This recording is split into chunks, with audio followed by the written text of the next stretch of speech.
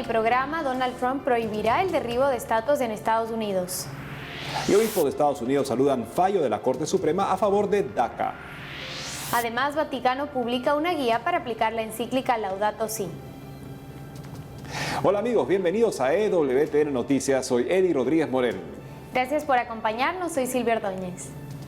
Empezamos el programa contándoles que en una reciente entrevista concedida a EWTN, el presidente Donald Trump declaró que prohibirá el derribo de monumentos en Estados Unidos. Conozcamos los detalles. Hace unos días, el presidente de Estados Unidos, Donald Trump, afirmó durante una entrevista exclusiva con Raymond Arroyo, presentador de The World Over de EWTN, que pronto emitirá una orden ejecutiva para proteger las estatuas públicas, luego que varias, entre estas una de San Junípero Serra, fueran vandalizadas o derribadas en medio de protestas en las últimas semanas. Asimismo, se pronunció sobre la decisión de la Corte Suprema de mantener el programa DACA. De acuerdo a las declaraciones del mandatario, las ciudades más impactadas por las protestas y saqueos son aquellas cuyas autoridades son del Partido Demócrata. En base a ello, criticó la gestión de dichos gobiernos y añadió que si Joe Biden, quien es de este partido, fuera elegido como próximo presidente, el país sería un desastre. Por otro lado, durante la entrevista en EWTN, Donald Trump también habló sobre la decisión de la Corte Suprema de Estados Unidos del 18 de junio, que mantiene intacto el programa DACA, el cual protege a cientos de miles de inmigrantes hispanos y que el mandatario buscaba derogar desde el 2017. Sobre este tema, el presidente Trump señaló que lo que buscan desde el gobierno es ganar el caso y luego resolverlo. En esta línea, afirmó que los beneficiarios del DACA no van a tener nada de qué preocuparse.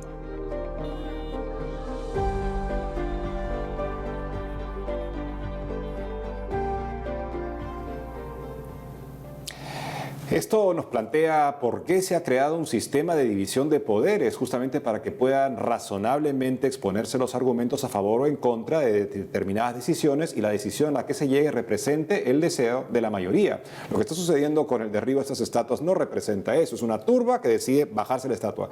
Sería interesante preguntarle a las personas en esa localidad donde las estatuas se están destruyendo si están de acuerdo con que se destruya la estatua. Incluso si fuera el caso, tendrían que pasar a través de un canal legislativo o judicial para que se llegue a una determinación razonable.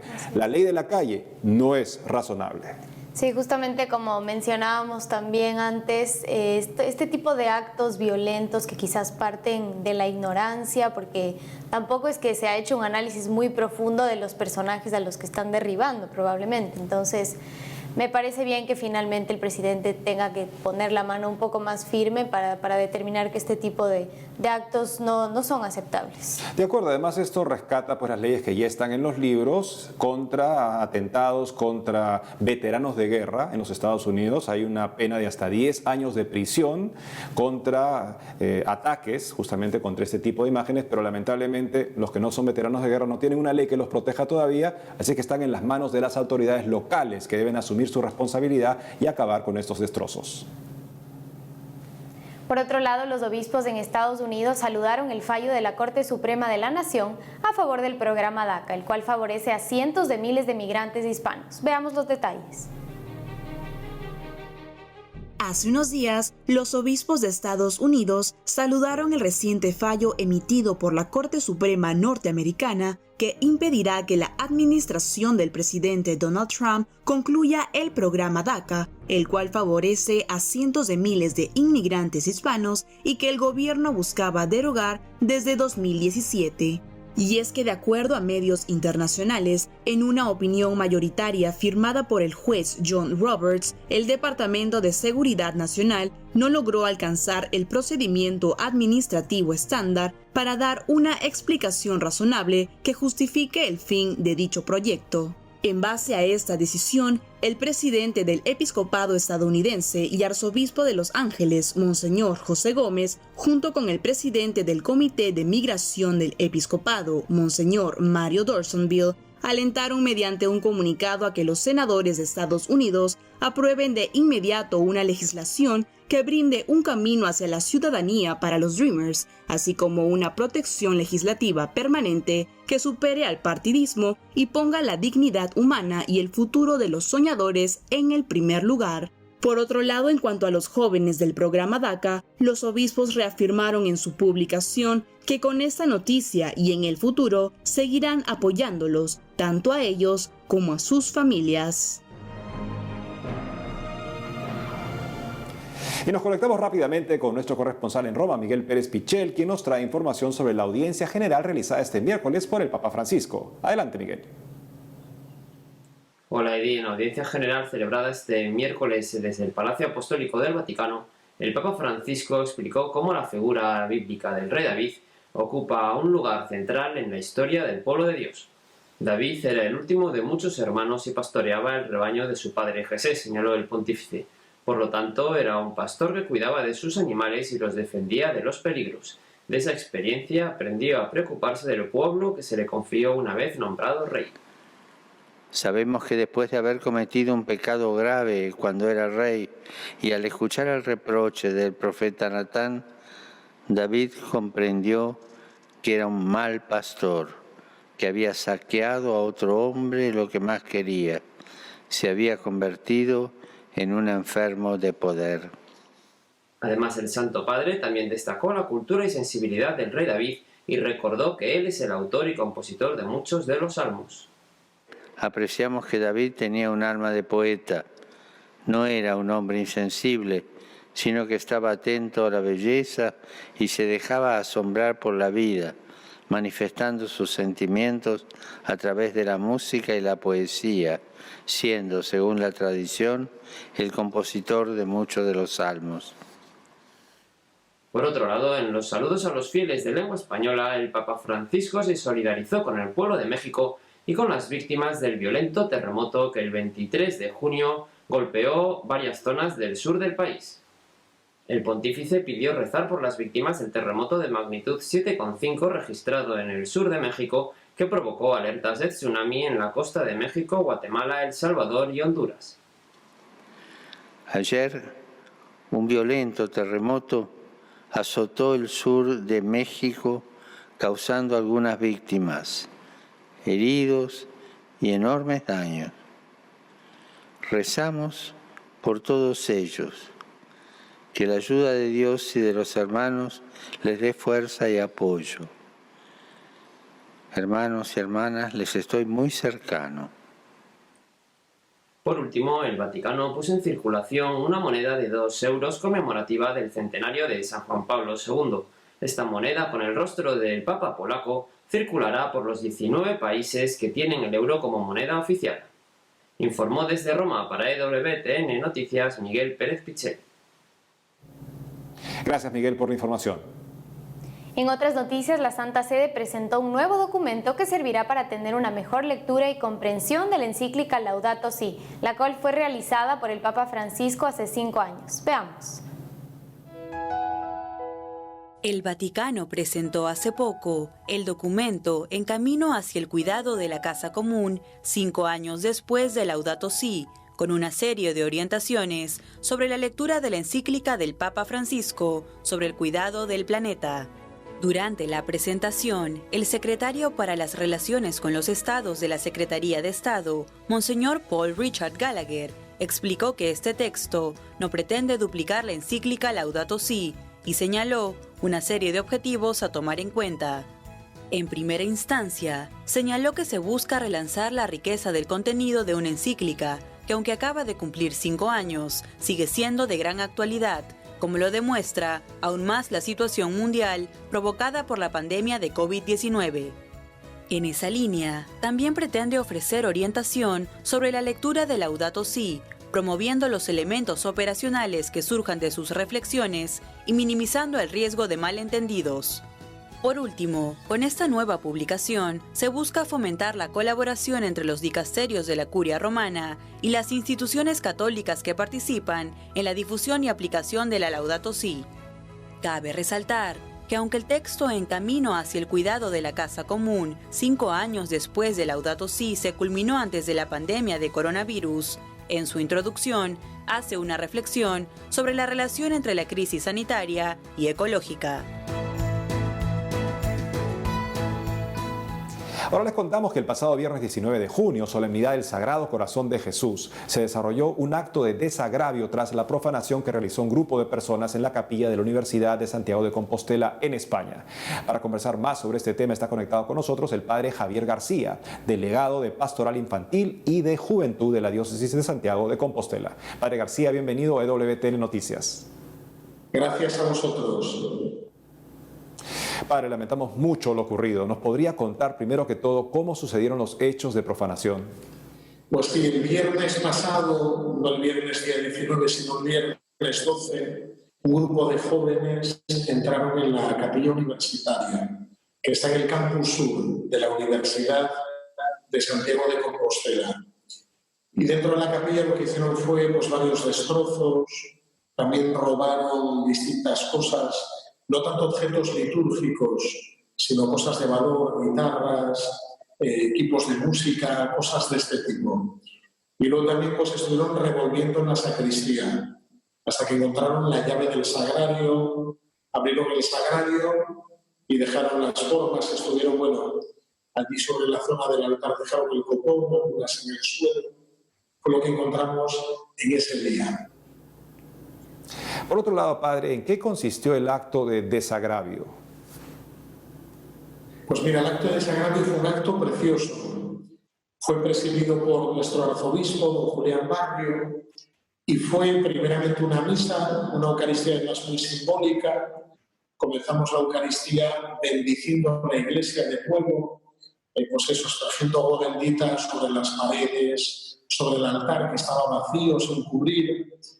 Y fue una celebración muy penitencial, de pedirle perdón a Dios y sobre todo de rezar por aquellos que habían cometido pues, ese acto de profanación. Y al acabar la Eucaristía tuvimos un momento de adoración muy bonito, realizando peticiones de perdón, distintos cantos, alabanzas de desagravio a Jesús sacramentado, en una capilla que estaba muy llena, con la dificultad que tenemos con el tema también de los aforos a causa del coronavirus.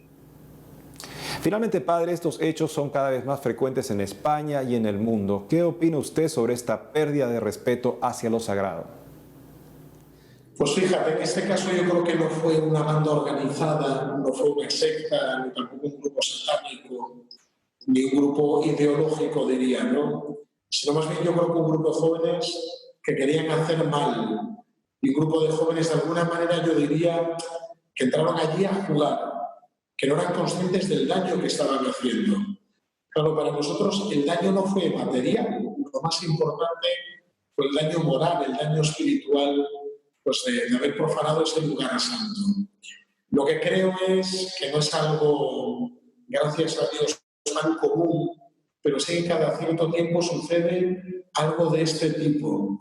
Creo que es algo no tan común, pero sí que cada cierto tiempo pasa. Eso quiere decir que hay como una pérdida del sentido de lo sagrado y del sentido religioso en la gente.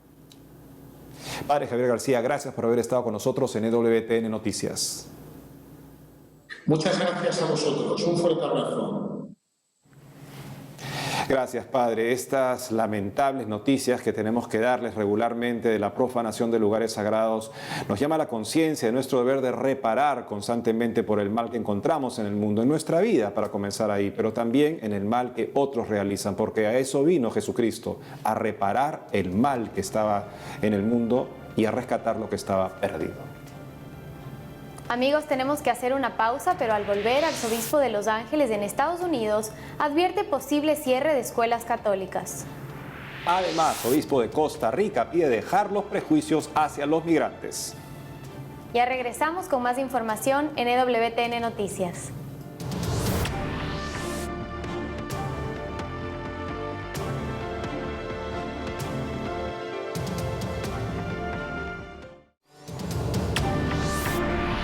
Retornamos al programa y les contamos que en una reciente columna de opinión escrita por el arzobispo de Los Ángeles, Monseñor José Gómez, el prelado advirtió sobre un posible cierre de escuelas católicas. Veamos.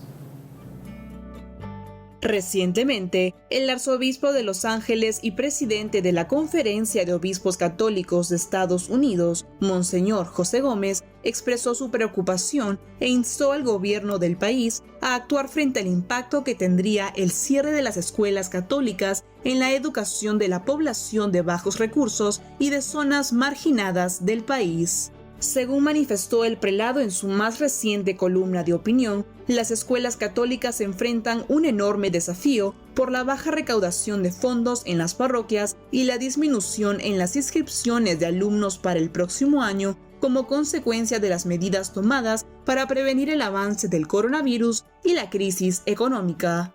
En esta línea, Monseñor Gómez dijo que las 6.000 escuelas católicas dentro de la nación desempeñan un papel vital al permitir que los niños de familias de ingresos reducidos accedan a educación de calidad. Por otro lado, el arzobispo de Los Ángeles explicó que si bien la comunidad católica ha velado por el bienestar de las familias necesitadas desde el inicio de la pandemia, han llegado al límite de lo que pueden hacer.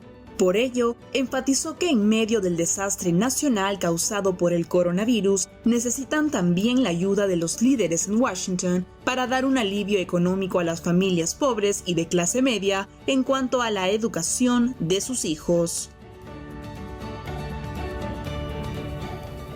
En otros ámbitos, frente al popular movimiento Black Lives Matter, traducido al español como Las vidas negras importan, diversos líderes de la iglesia explicaron si un católico puede apoyar a estos organismos. Veamos.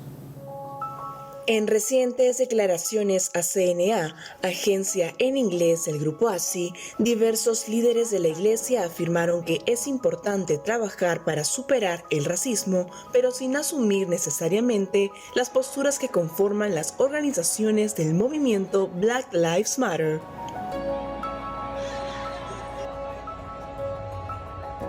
De acuerdo a CNA, de los distintos organismos que llevan por nombre este lema, el más grande y mejor financiado es la Fundación Black Lives Matter Global Network, la cual, además de promover la justicia racial, fomentaría también la ideología de género y se opondría a la familia constituida por el matrimonio entre hombre y mujer.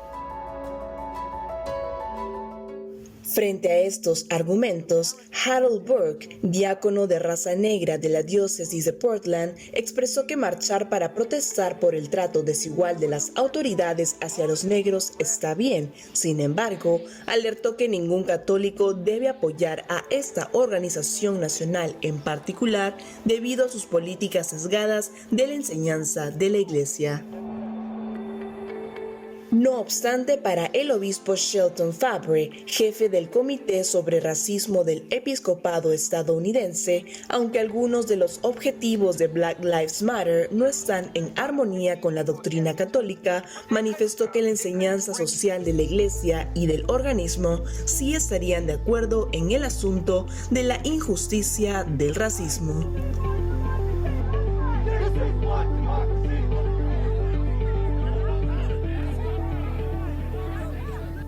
Los católicos tenemos que ser muy inteligentes en qué causas apoyamos, justamente porque normalmente hoy en día las causas sociales son verdaderamente algo bastante heterogéneo y con elementos bastante problemáticos. Pensemos que en esta causa de Black Lives Matter no se toma en consideración el hecho de que la mayoría de los abortos desproporcionadamente en los Estados Unidos son abortos de afroamericanos por nacer. ¿Qué? Esas vidas negras no importan. ¿Y qué hago yo si me sumo a ese tipo de plataforma de protesta? Estoy también avalando el hecho de que el aborto es considerado uno de los derechos que también promueven estos grupos. Pensemos que el grupo más importante de esta coalición de Black Lives Matter está dedicado, según su propia página web, a la destrucción de la familia nuclear occidental, o sea, papá, mamá, quieren destruirla. De eso los católicos no podemos ser parte en ninguna forma. Por otro lado, el obispo de Ciudad Quesada en Costa Rica, Monseñor Manuel Garita, exhortó a dejar atrás los prejuicios hacia los migrantes, sobre todo en este tiempo de pandemia. El obispo de Ciudad Quesada en Costa Rica, Monseñor José Manuel Garita Herrera, exhortó a dejar atrás los miedos y prejuicios en torno a los migrantes y señaló que solo el cuidado entre todos permitirá vencer la pandemia del coronavirus. Haciendo referencia al mensaje del Santo Padre con motivo de la Jornada Mundial del Migrante y del Refugiado, Monseñor Garita señaló que, como el Papa, la sociedad reconoce que los migrantes son personas que se desplazan por mejores condiciones de vida y también laborales, pero que con la pandemia del COVID-19 han visto truncadas estas aspiraciones. En ese sentido, señaló que estos últimos días el mundo vive lamentables acontecimientos que generan rechazo al otro. Sin embargo, esto no es algo nuevo, ya que la crisis sanitaria que vivimos provoca que algunos de estos hechos se incrementen. Al respecto, el prelado expresó que no podemos perder de vista que detrás de las cifras reportadas de millones de migrantes en el mundo, hay seres humanos que salen de algunos países para buscar atención médica, comida, y que el motor que les mueve a dejar su patria sigue siendo, en medio de la pandemia, acceder a mejor calidad de vida. Finalmente, Monseñor Garita manifestó su deseo de que este tiempo nos ayude a ser más humanos, a entender las dificultades que muchos viven y a tender la mano como Jesucristo.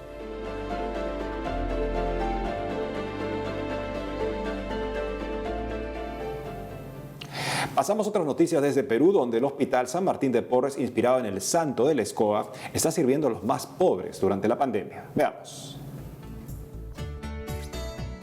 Para poder hacer frente a la pandemia del coronavirus, el Hospital de la Caridad de San Martín de Porres, que pertenece a la Orden Dominica de Lima en Perú, creó un plan de contingencia para asistir de manera remota a las personas más pobres de la ciudad y de la selva sur-oriente. Según se dio a conocer a través del director del hospital, el doctor Valieri Cerzo Vergara, desde que se declaró la emergencia sanitaria en el Perú, el Ministerio de Salud suspendió las atenciones ambulatorias, una de las principales actividades del centro médico. Por esta razón, el hospital, dedicado a otorgar becas integrales de salud a los más necesitados, decidió mantener a sus pacientes conectados por medio de las redes sociales y por teléfono. En esta línea, el doctor Cerzo expresó que gracias a estos servicios por vía telemática, brindaron orientación tanto en especialidades médicas comunes como ayuda psicológica gratuita, ya que muchas personas estaban angustiadas ante la incertidumbre de la pandemia. Por otro lado, el doctor Valieri contó que desde inicios de mayo, el Hospital San Martín de Porres ha podido reanudar sus atenciones de salud, lo cual, explicó, les ha exigido adaptarse a la situación actual de forma creativa, pero que finalmente les permite continuar con su obra social. Ahora les contamos que en la fiesta del Sagrado Corazón de Jesús de este año, cerca de 2.000 personas se consagraron en un evento internacional virtual organizado por la Fundación Rescatando el Amor. Para darnos más detalles de este evento, está conectado con nosotros Fernando Salazar, fundador de la Fundación Rescatando el Amor. Fernando, bienvenido a EWTN Noticias. Hola Silvia, hola a todos. Fernando, primero que todo, ¿cuál fue el objetivo del evento internacional virtual y en qué consistió? El objetivo nació hicimos una consagración al Sagrado Corazón de Jesús de 33 días por WhatsApp. Se juntaron cerca de 8 grupos, más de 1.800 personas. Y el objetivo fue acercarlos al Sagrado Corazón de Jesús, prepararlos. Y al ver el resultado de tantas personas, lo que decidimos fue hacer un triduo, 3 días, jueves, viernes y sábado, Sagrado Corazón de Jesús e Inmaculado Corazón de María, para que se consagraran en estos días al Sagrado. Y en este contexto, ¿cómo fue el acto de consagración al Sagrado Corazón de Jesús y cómo fue recibido por las personas? Increíble, Silvia. La gente estaba muy contenta y los invitamos a que pusieran sus altares en sus casas. Nos compartieron altares. Al mismo tiempo, el padre Agustín de Diego el jueves, durante el streaming, lo que hizo fue una introducción a la entronización para que el viernes se entronizaran también en sus casas al Sagrado Corazón de Jesús y a sus familias. Entonces las personas se prepararon y es increíble porque, como dices tú, internacional, fueron más de 15 países de habla hispana, inclusive países como Italia, Suiza, donde hay personas de habla hispana. Tenemos Estados Unidos, México, Guatemala, Colombia, Perú, Argentina, Brasil, Panamá, España, Francia, Suiza, Italia, Haití, Puerto Rico. Entonces hubo personas en varias partes del mundo que nos oyeron. Finalmente, Fernando, ¿podrías contarnos brevemente cuál es la misión de la Fundación Rescatando el Amor y cómo los pueden ubicar? Sí, por supuesto. Déjame también aclarar, la entronización y la consagración fue el viernes y estuvo Monseñor Salvador González en la visitación. Desde ahí nos dio la consagración al Sagrado Corazón de Jesús y el sábado también fue la consagración al Inmaculado Corazón de María. El objetivo de la fundación es convertir almas promoviendo valores y el amor a Jesús. ¿Y dónde nos pueden encontrar? En Fundación Rescatando el Amor por Facebook y por YouTube. Fernando Salazar, muchas gracias por haber estado hoy con nosotros en EWTN Noticias. Encantado y estoy a tus órdenes, Silvia. Buen día. Gracias nuevamente, Fernando. Y con eso hemos llegado al final del programa de hoy, amigos, no sin antes recordar que es la fiesta de San Juan Bautista. La iglesia celebra el nacimiento solo de 3 personas: nuestro Señor Jesucristo, la Virgen Santísima y San Juan Bautista. Así es que nos encomendamos especialmente al gran precursor de nuestro Señor Jesucristo el día de hoy. Así es, y también le enviamos un gran saludo a todas esas personas que están bajo la advocación de San Juan y por supuesto a todos los que llevan el nombre de Juan. Muchas gracias por acompañarnos. No dejen de seguirnos, amigos, como siempre, en las redes sociales y en ewtnnoticias.com. Hasta pronto.